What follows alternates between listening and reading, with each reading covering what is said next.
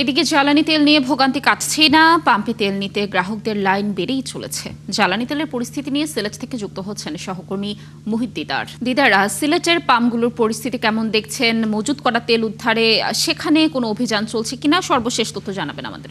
সিলেটের সর্বশেষ জ্বালানির অবস্থা, সিলেটে আসলে পেট্রোল পাম্প মালিক যারা আমাদেরকে বলেছে যে চাহিদার তুলনায় তারা তেল সরবরাহ কম পাচ্ছেন, কিন্তু সিলেটের পরিস্থিতিটা আসলে দেশের বিভিন্ন অঞ্চল থেকে খুবই আলাদা। আমি সিলেটে একটি পেট্রোল পাম্পে আছি, আপনি দেখতে পাচ্ছেন যে এখানে তারা পেট্রোল দিচ্ছেন এবং মোটরসাইকেল যে দীর্ঘ লাইন আগের মতোই clean. Berger easy clean fresh, দেয়ালে দাগ থাকবে না, রাখবে সুরভিত।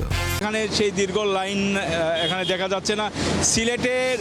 সিলেট জেলাতে ৭৭টি পেট্রোল পাম্প আছে এবং আমরা সকালে ঘুরে দেখেছি যে পেট্রোল পাম্প একটি পেট্রোল পাম্প বন্ধ, তারা অকটেন এবং পেট্রোল দিতে পারছে না।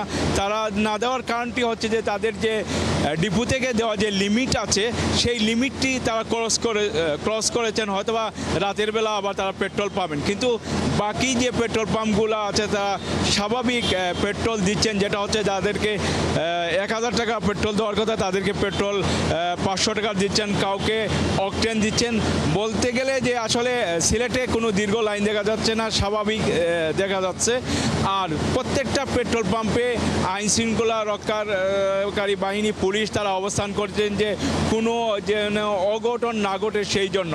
এবং এখানে আমি আরেকটা কথা আপনাকে বলে রাখি যে পেট্রোল যারা নিতে আসেন তারা অনেকে আগে ১০ লিটার বা ২০ লিটার নিয়েছেন, তাদেরা এখন পেট্রোল ৫ লিটার করে নিচ্ছেন। এর কারণে সিলেটে এই ধরনের কোনো পরিবেশ সৃষ্টি হচ্ছে না। আমরা একজনের সাথে কথা বলবো, তিনি মোটরসাইকেল চালক, তার কাছে জানতে চাইব যে তিনি পেট্রোল পাচ্ছেন কিনা সব মিলিয়ে। আর যদি আমাকে একটু বলেন যে সিলেটে আসলে পেট্রোল পাম্পগুলোতে স্বাভাবিক কার্যক্রম রয়েছে। আমরা বিভিন্ন সময় বিভিন্ন পাম্পে গিয়ে আমরা স্বাভাবিকভাবে তেল পাচ্ছি, তবে অনেক জায়গায় পাম্পের আসলে সরবরাহ যে চাহিদা অনুযায়ী সরবরাহ কম রয়েছে। তবে সব জায়গায় মোটামুটি আমরা তেল পাচ্ছি, কোনো জায়গায় আমাদের বিশৃঙ্খলা হচ্ছে না, কোনো ঝামেলা নেই। এবং সবচেয়ে বড় স্বস্তির খবর হচ্ছে আইনশৃঙ্খলা বাহিনী তারা নিরাপত্তায় জোরদার রয়েছে, কোনো অপ্রীতিকর ঘটনা এড়ানোর জন্য তারা রয়েছে এবং আসলে সব কিছু স্বাভাবিক রয়েছে। আমার কাছে মনে হচ্ছে আমরা তেল আসলে সিলেটে সব জায়গায় পাওয়া যাচ্ছে।